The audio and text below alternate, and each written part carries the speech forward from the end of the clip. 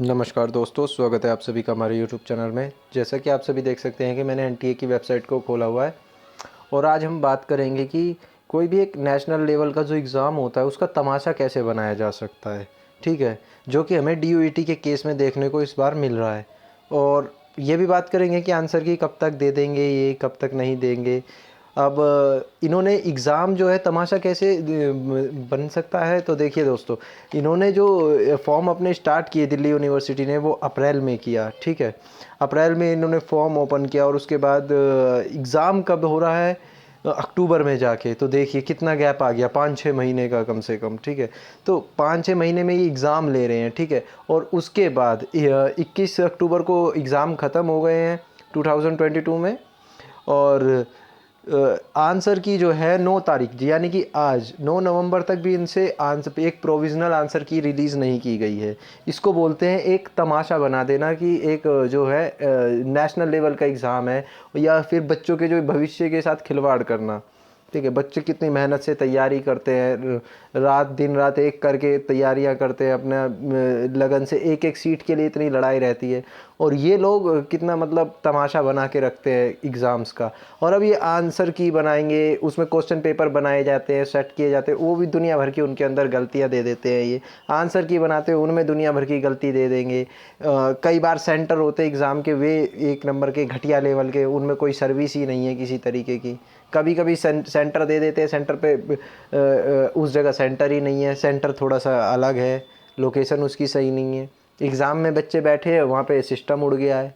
तो ये तमाशा ही तो है एग्ज़ाम का, एक नेशनल लेवल एग्ज़ाम का। ये गवर्नमेंट एग्ज़ाम जो है, ये गवर्नमेंट बच्चे अगर गवर्नमेंट से पढ़ रहे हैं, गवर्नमेंट यूनिवर्सिटी से, तो उनके साथ ये हाल किया जा रहा है।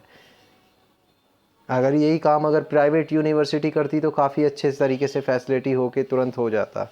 मानते हैं कि न्यू एजुकेशन पॉलिसी से ये अब इन्होंने नया सिस्टम बनाया है, CUET आया है, इसको इम्प्लीमेंट करने में थोड़ा आती है परेशानी। लेकिन इस तरीके से इतना लंबा समय बीत जाना, 6-6 महीने बीत जाना, एक एग्ज़ाम को लेने में 6 महीने लगा देना, आधा साल निकाल देना। आप लगाओ अप्रैल, मई, जून, जुलाई, अगस्त, सितंबर, अक्टूबर, ओ हाँ अक्टूबर हो गया। ये कितने महीने हो गए, 7-8 महीने दिखा रहा है, ये 5-6 महीने क्या है ये। अब चलो हम बात करते हैं कि अब हमारी आंसर की कब तक आ जाएगी, है ना।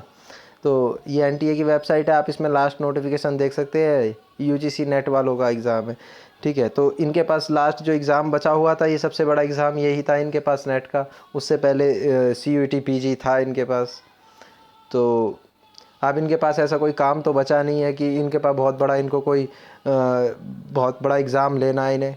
तो आंसर की कम से कम इन्हें एटलीस्ट रिलीज़ कर देना चाहिए। आज मेरी इनसे बात हुई थी, मैंने यहाँ ये जो आप यहाँ जो है कॉन्टैक्टस का आइकन देख रहे हैं, यहाँ पे जाके आप किसी भी नंबर पे, सारे नंबर एक सेम ही हैं इनके, बस मेल आईडियों का अंतर है। आप उन पे जाके फ़ोन मिलाइए इन्हें, इनसे पता करिए। पहली बात तो इनके फ़ोन ही नहीं लगेंगे जब आप फ़ोन मिलाएंगे, कम से कम 4-5 बार आप ट्राई करेंगे जब जाके इनका एक नंबर लगेगा। और उसमें भी फिर वो काफ़ी टाइम तक आप होल्ड पे रहेंगे। ये फैसिलिटी है देखिए नेशनल टेस्टिंग एजेंसी की। तो उसके बाद ये आपकी इनसे बात होगी, तब ये कहेंगे आपको कि आपका फ्राइडे से सैटरडे तक आपके आंसर की इस वीक में रिलीज़ कर देंगे। अब आपने फ़ोन कर दिया और इन्होंने वर्बली बता दिया। ठीक है, हमें तो इन्होंने यही बताया कि वर्बली कि आपका जो है फ्राइडे सैटरडे को आ जाएगा आपका आंसर की। अब अगर ये इतना इनको कंफर्म है कि ये फ्राइडे या सैटरडे तक भेज ही देंगे, तो एक ऑफिशियल नोटिस निकाल दें अपनी वेबसाइट पे। जिनको वो भी नहीं करना है। 15-16 दिन हो गए हैं, मायने रखता है 16 दिन हो जाना। यानी कि हम लास्ट एग्ज़ाम की बात कर रहे हैं, स्टार्ट तो 17 तारीख से हुए थे एग्ज़ाम, तो इनसे अभी तक एक आंसर की भी नहीं निकला। अब देखते हैं, थोड़ा बहुत जो है ये एनटीए वाले ही बता रहे हैं, हम तो इसमें कुछ नहीं कह रहे हैं। ये कह रहे हैं कि 17 तारीख तक जो है शुक्रवार या शनिवार तक भेज देंगे। शुक्रवार और या शनिवार, यानी कि 11 या 12 तारीख को। आज 9 तारीख हो गई है, 1-2 दिन की बात है। देखते हैं क्या दे देते हैं ये।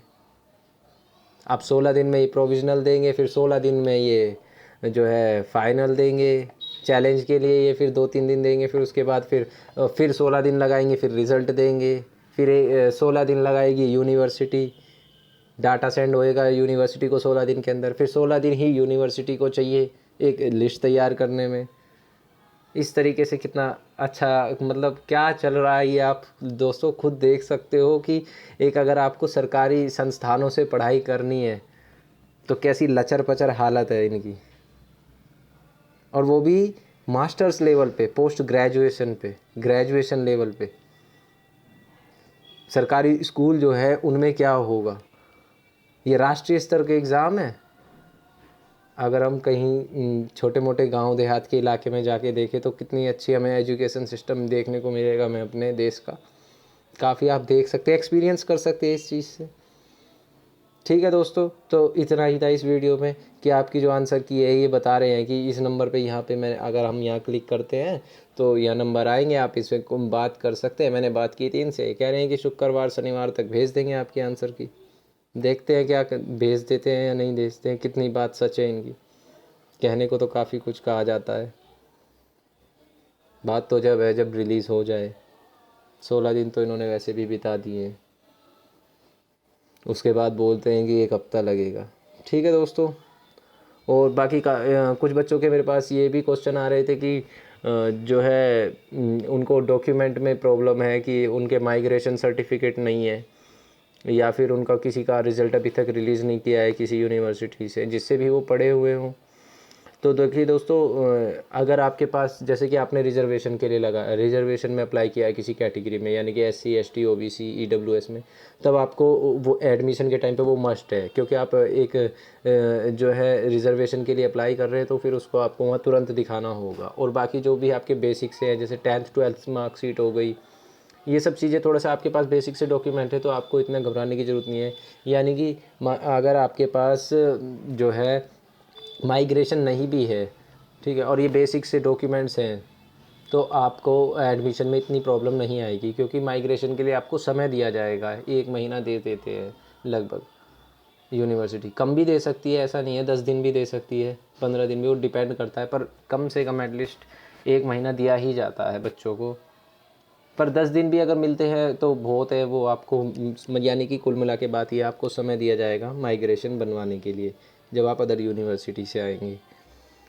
तो इसमें जो एडमिशन का प्रोसेस है इसमें इतना घबराने वाली बात नहीं है, बड़ा स्मूथली आपका जो है हो जाएगा। बस आप अपने डॉक्यूमेंट्स तैयार रखिए। और अब आप पोस्ट ग्रेजुएशन में एडमिशन लेने जा रहे हैं, मुझे नहीं लगता कि आपको डॉक्यूमेंट्स बताने की ज़रूरत पड़नी चाहिए कि आपको क्या क्या डॉक्यूमेंट लगेगा। जो बेसिक डॉक्यूमेंट है वो आपको पता होने चाहिए, और मैं आपसे आशा करता हूँ कि आपको पता होंगे बेसिक से डॉक्यूमेंट्स क्या है, तो वही सब लगने हैं और कुछ नहीं होना। ठीक है दोस्तों, बेस्ट ऑफ लक। अभी आप अपना फोकस आंसर की पे बनाइए, जब आए तो अच्छे से चैलेंज कीजिए, क्योंकि NTA काफ़ी गलतियाँ करता है एग्ज़ाम सेट करने में, आंसर की रिलीज़ करने में, एग्ज़ाम को कंडक्ट कराने में। तो यही आपका यही फोकस होना चाहिए कि इन लोगों की गलतियों को पकड़ें और फिर इनको दिखाएं कि आपकी जो व्यवस्था है वो आपको कितना सुधार करने की ज़रूरत है अपने अंदर, देखिए। ठीक है दोस्तों, बेस्ट ऑफ लक, मिलते हैं नेक्स्ट वीडियो में। आज के लिए बस इतना ही।